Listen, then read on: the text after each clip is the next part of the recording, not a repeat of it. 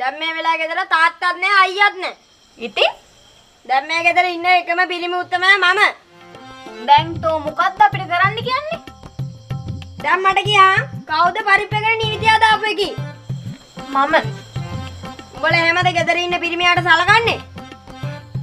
ඇයි දැන් මොකද උනේ? රාජභෝජනයක් වගේ තියෙන පරිප්පු වලට නීතිය දානට වැඩිය හොඳයි පරිප්පු පණ පිටින් දූෂණය කරනවා.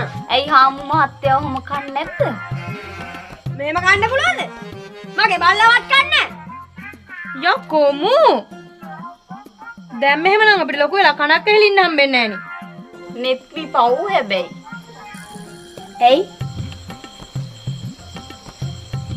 කවුද නෙත්මි?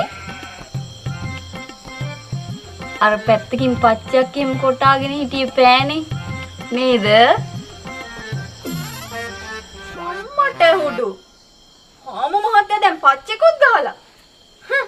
නෙත්මි කියලා. ඔබට දැම්ම මගුල් විසේද?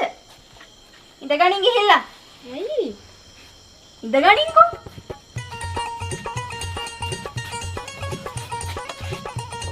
උඹට මගුල් විසේ ගහලා ගෙදර උන්ටත් හයිකාරකම් පෙන්නනවද? උඹට පරිප්පු වල නිවිතිය දාලා කෑවා කියලා අගුණක් වෙන්නේ නැහැ. මේ වගේ යකඩ තියෙන්නේ. හොඳට කාපන්.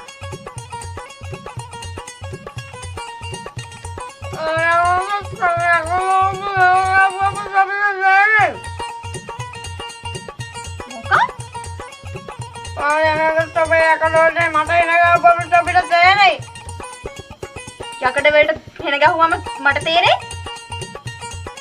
යකෝ තොට දෙන්න හැම්බේකර් චීස් බටර් මේ ගෙදර ගෙනල්ලා නෑනේ. තියෙන එකක් එක කාපිය.